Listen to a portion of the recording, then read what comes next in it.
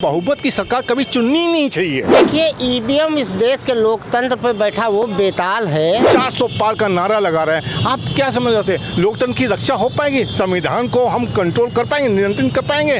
आज अगर पहले चरण के मतदान को देखा जाए तो पश्चिम बंगाल का कूच बिहार आज हिंसा का केंद्र रहा पूरे दिन। इंडिया गठबंधन कह रहा है कि हमें संविधान बचाना है और एनडीए गठबंधन कह रहा है हमें 400 पार जाना है। नमस्कार, तरुण मित्र में स्वागत है आपका।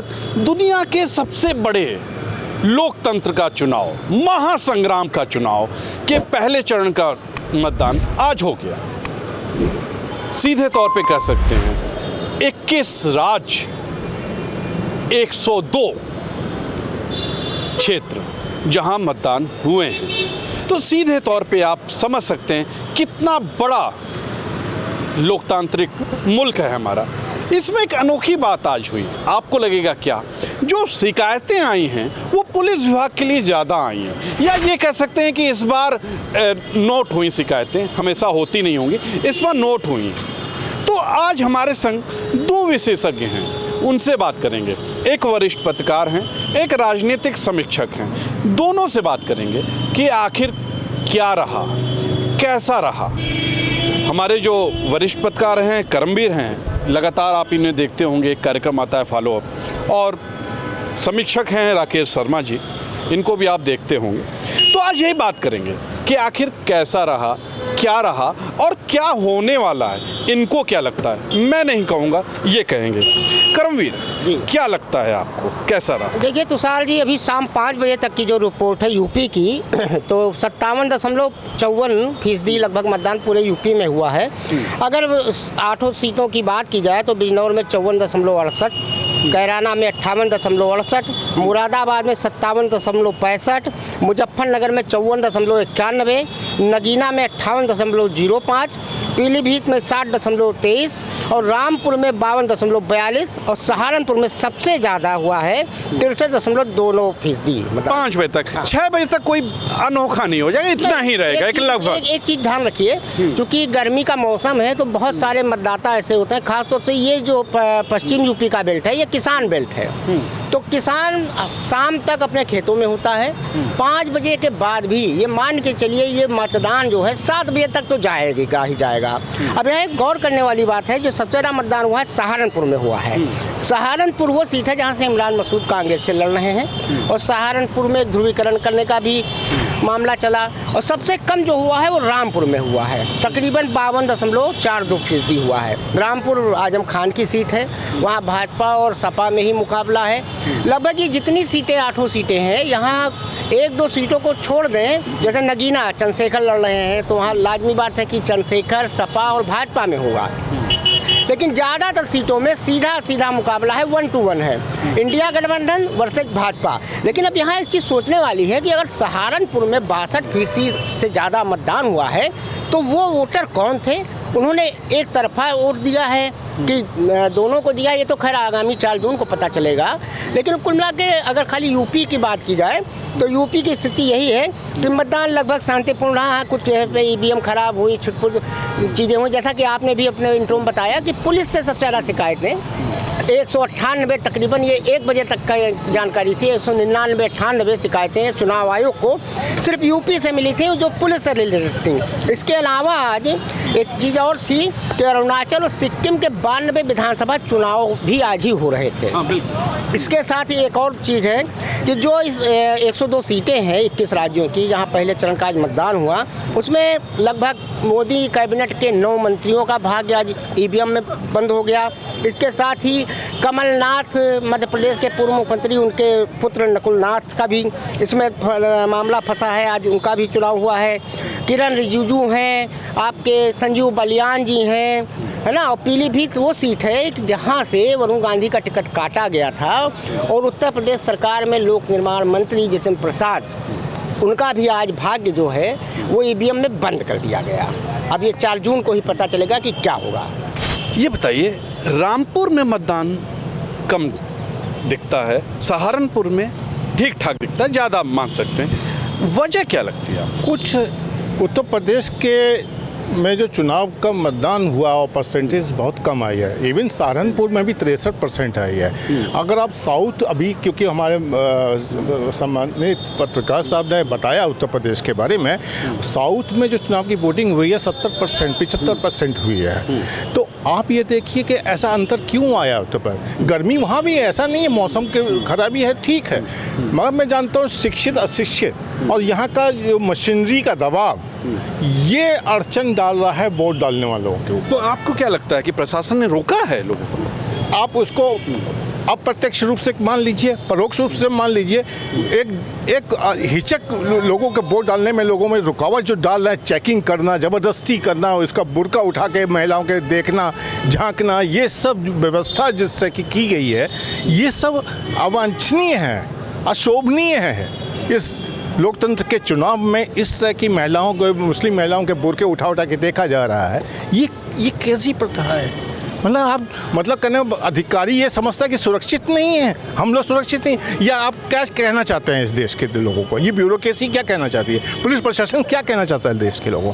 मैं सबसे बड़ी बात तो आज ये कहने जा रहा हूँ, जो ये महापर्व जो चुनाव का लोकतांत्रिक देश का है इस दुनिया के, इसमें सबसे बड़ी चीज़ आपको ये देखनी होगी, जो पिछली सरकार ने जो काम किए हैं, जो भी अध्यादेश बिल लाए, आपने देखा होगा मन माने तरीके से बिल लाए, मतलब जनता से कोई राय मशविरा। मैं तो सबसे ज़्यादा विरोध तो इस बात का करूँगा, जनता वोटर को मैं ये कहना भी चाहूँगा कि बहुमत की सरकार कभी चुननी नहीं चाहिए, कभी नहीं चुननी चाहिए।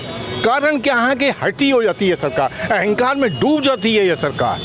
विपक्ष मजबूत होना चाहिए हर सरकार में, सरकार के काम की नीतियों के निर्देश में नज़र रखने के। अगर आपका विपक्ष मजबूत नहीं होगा, कहीं ना कहीं आपका कहना जोड़ तोड़ की सरकार बननी चाहिए। जोड़ तोड़ की नहीं कहती, विपक्ष मजबूत होना चाहिए। सरकार कैसी बने, मगर बहुमत की समय अब जैसे 400 पार का नारा लगा रहे हैं, आप क्या समझ रहे हैं लोकतंत्र की रक्षा हो पाएगी? संविधान को हम कंट्रोल कर पाएंगे, नियंत्रण कर पाएंगे?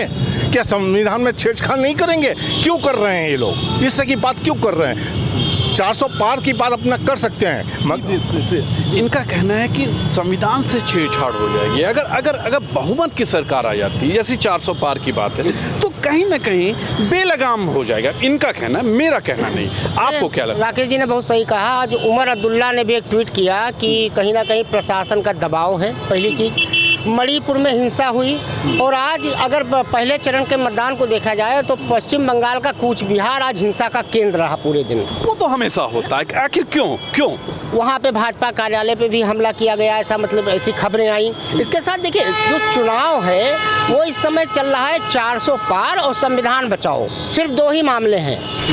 इंडिया गठबंधन कह रहा है कि हमें संविधान बचाना है, और एनडीए गठबंधन कह रहा है हमें 400 पार जाना है।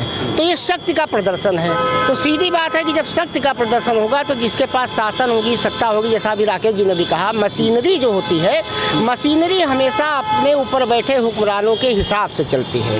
वो चाहे कैराना रहा हो, जैसा कि अभी बुरके की बात, ईवीएम से हो रहा है, ईवीएम से चुनाव हो रहा है, लोग वोटर आईडी लेके जा रहे हैं, तब कैसा दबाव? देखिए, आज कैराना की में सपा की प्रत्याशी ने भी आरोप लगाया, जो राकेश जी ने कहा कि वहाँ बुरका उठा के देखा जा रहा है। दूसरा, जो आप ईवीएम की बात कर रहे हैं, ईवीएम तो अब सब जुडिस है। सुप्रीम कोर्ट ने अभी फैसला सुरक्षित रखा है कि ईवीएम के वीवीपैट के एक पर्ची को मिलान होगा या नहीं होगा, लेकिन ये चुनाव बहुत महत्वपूर्ण है। ये 2024 का लोकसभा चुनाव आने वाले 10-20 साल तक लोग याद रखेंगे इतिहास में।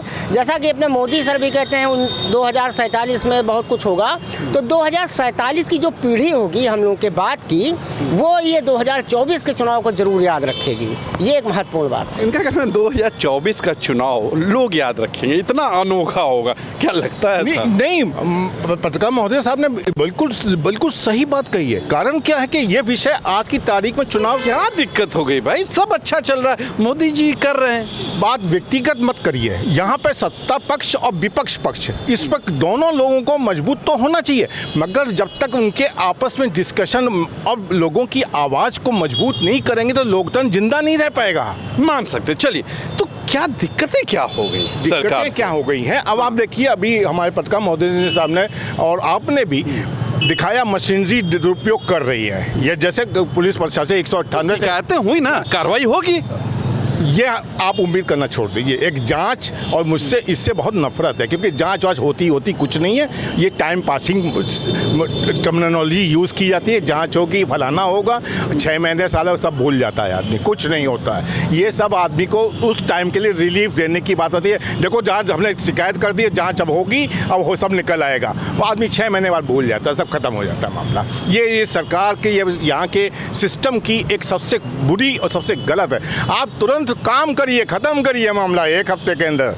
अब आपने कल सुप्रीम कोर्ट, अब यहाँ पर बड़ा अजीब सिस्टम है। सुप्रीम कोर्ट में कल डिसीजन ईवीएम पर सुरक्षित रख लिया। कब करेंगे? 4 जून के बाद कब करेंगे? 1 हफ्ते बाद करेंगे। अब ईवीएम पे सबसे बड़ी बात है, इतनी बहस हुई, टेक्नोलॉजी इसमें यूज़ की। वहाँ पे वकील थे और वहाँ पे सुप्रीम कोर्ट के जजेस थे। क्या कंप्यूटर से रिलेटेड, टेक्नोलॉजी से रिलेटेड कोई एक्सपर्ट्स की टीम अलग बैठी हुई थी कि नहीं बैठी हुई थी?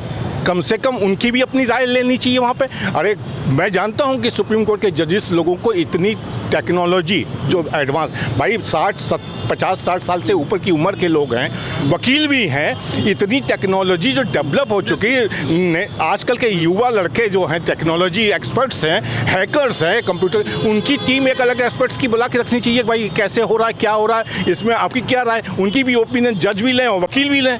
और दूसरी चीज़, आप बड़ा सिस्टम, ईवीएम मशीन हो गई, वीवीपैट हो गया, वो वहाँ से ट्रांसफ़र होता है, चिप आती है और फोटो निकलती है। अरे सिंपल सी बात है, कंप्यूटर में प्रिंटर भी लगता है यार, उसमें ना प्रिंट आउट निकल सकता है। आप वोट डालते हैं ईवीएम से तो प्रिंट आउट निकल आएगा, किसका फ़ोटो किसको दिया निकल आएगा, और कोड नंबर से उसकी प्राइवेसी कंट्रोल हो जाएगी। अरे यार जब उन लोगों, दोनों लोगों को आता ही नहीं। क्या कहेंगे, इनका सीधे तौर पर कहना है राकेश जी कि ईवीएम का क्या खेला है, क्यों उसको सुरक्षित रखा गया, उसका जजमेंट क्यों नहीं आया उसका सीधे तौर पर? देखिए, ईवीएम इस देश के लोकतंत्र पर बैठा वो बेताल है जिसने सबको परेशान कर रखा है। ईवीएम हो गया है बूझो तो जाने। कोई कहता है ईवीएम सही है, कोई कहता है नहीं सही है। कल सुप्रीम कोर्ट में जब दलीलें दी जा रही थी तो ये कहा गया कि साउथ में एक जगह जब मॉक ड्रिल कराई गई तो सभी वोट जो हैं, पर्चियाँ जो हैं, वो भाजपा की निकली, जिसे चुनाव आयोग ने सिरे से खारिज किया, कहा ऐसा नहीं है। तो उस पर सुप्रीम कोर्ट ने कहा कि इसकी जांच कराई जाए और जांच करा के बताया जाए। तो ईवीएम पिछले 10 साल से, हालांकि ईवीएम कांग्रेस के ज़माने में आई थी और कांग्रेस के ज़माने से ईवीएम चल रही है, साउथ से शुरू हुआ था इसका खेल, लेकिन बीते 10 साल में जितने चुनाव हुए हैं, आप अगर ट्रेंड उठा के देख लीजिए, अभी चाहे राजस्थान, मध्य प्रदेश वगैरह के चुनाव थे, तो ईवीएम को बहुत भरोसेमंद नहीं माना जा रहा है। कल सुप्रीम कोर्ट में भी ये दलील दी गई कि दुनिया के बड़े बड़े लोकतंत्र ने ईवीएम को खारिज कर दिया, तो हमारे यहाँ क्यों हो रहा है? तो ईवीएम एक ऐसी चीज़ है, कई बार पकड़ी जाते हैं। आपको याद होगा कि फर्रुखाबाद से कई हजार ईवीएम गायब हुई जिनका आज तक नहीं पता है। वाराणसी में भी कुछ हुआ था, जला दी गई। और उस पर जब चुनाव आयोग ने जिस दिन आचार संहिता लागू की थी, जब पूछा गया था दिल्ली में प्रेस कॉन्फ्रेंस के दौरान, तो चुनाव आयोग ने गोलमोल उसका जवाब दिया। चुनाव आयुक्त जो 3 हैं उनके बारे में भगवान ही मालिक है, वो 3 कहाँ से आए हैं। 2 जो अभी हाल में अपॉइंट किए गए सुप्रीम कोर्ट के आदेश के बाद, वो दोनों गृह मंत्रालय से आए हैं। दोनों की स्थिति आप जानते हैं कि कहाँ से आए हैं, कैसे बैठाए गए हैं। राजीव कुमार साहब के बारे में हम आपको एक चीज़ बता दें, राजीव कुमार साहब से हमारे बड़े अच्छे व्यक्तिगत संबंध भी रहे हैं। उनका दामाद और लड़की दोनों यूपी काडर के IAS हैं और आगरा के आसपास, जिक्र नहीं करेंगे कौन सा जिला है, वो एक जिला अधिकारी हैं, एक और कुछ है। तो यूपी सरकार में है। यूपी सरकार किसकी है? कोई वहाँ कनाडा के किसी पार्टी की तो है नहीं, है ना। दुनिया के सबसे बड़े दबाव में रहते हैं लोग, निश्चित तौर पे होते हैं। हम हमेशा हर साल इलेक्शन कवर करते हैं। एक मामूली जो सिपाही जिसकी ड्यूटी लगती है, उसके ऊपर भी दबाव होता है कि किसे डंडा दिखाकर खदेड़ना है और किसे पोलिंग बूथ तक लाना है।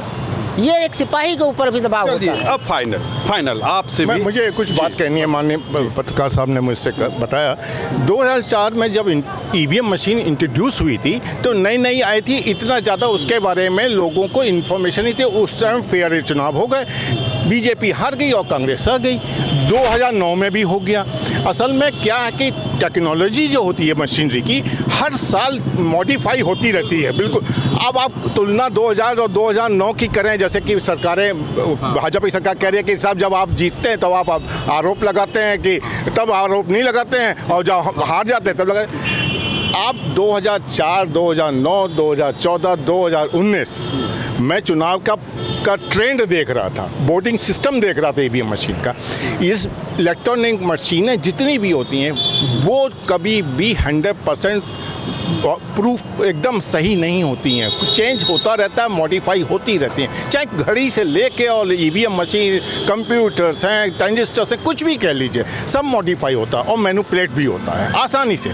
मैं तो सिंपल सी बात कर रहा हूँ, ईवीएम मशीन जैसे कंप्यूटर में प्रिंटर लगता है कि आदमी वोट दे रहा है, उसकी स्लिप निकल के बाहर जाएगी, उसको बॉक्स में डालना है और प्राइवेसी भी मेंटेन है, क्योंकि कोड नंबर पड़ा हुआ तो उसका नाम तो निकल के आ नहीं रहा, उसका वोट जहाँ डाला है पिक्चर आ जाएगी, प्रिंटर से निकाला और बॉक्स में डाल दिया, बात खत्म हो गई। और इसमें वीवीपैट और फोटो देखेगा, ये करेगा, दुनिया भर की बातें। फाइनल यहाँ मैं नहीं बोलता हूँ, यहाँ लोग बोलते हैं, जो हमारे संग हैं, विशेषज्ञ हैं, वरिष्ठ पत्रकार हैं, वो बोलेंगे एक एक लाइन में। क्या लग रहा है 400 पार? नहीं, बिल्कुल नहीं, जनता ने फैसला कर लिया है, सरकार बहुमत की नहीं देनी है, बिल्कुल नहीं देनी। 400 पार। 400 पार के साथ हम दो चीज़ में और जोड़ना चाहते हैं।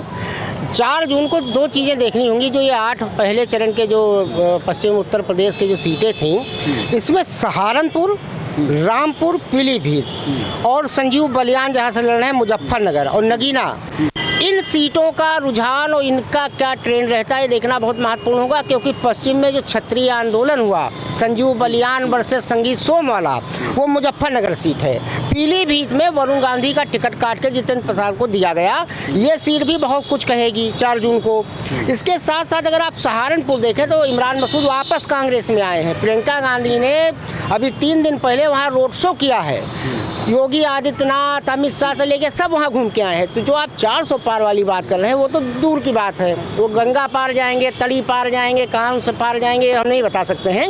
लेकिन इसमें देखना ये होगा कि जो पहला चरण है, ये 8 सीटें, ये क्या करता है, ये कौन सा खेल करती हैं। सीधे तौर पर हमारे संग 2 वरिष्ठ थे, चाहता तो मैं था और भी इनको, लेकिन समय की वजह से नहीं लिया, क्योंकि आप भी बहुत बड़ा वीडियो नहीं देख पाएंगे। तो आज के लिए इतना ही। मैं लगातार आपसे मिलता रहूँगा, हमारे करमवीर आपसे मिलते रहते हैं, फॉलोअप के थ्रू मैं भी मिलता रहता हूँ। कैमरे के पीछे हमारे तनुष हैं, ये भी रहते हैं। आज के लिए इतना ही, नमस्कार।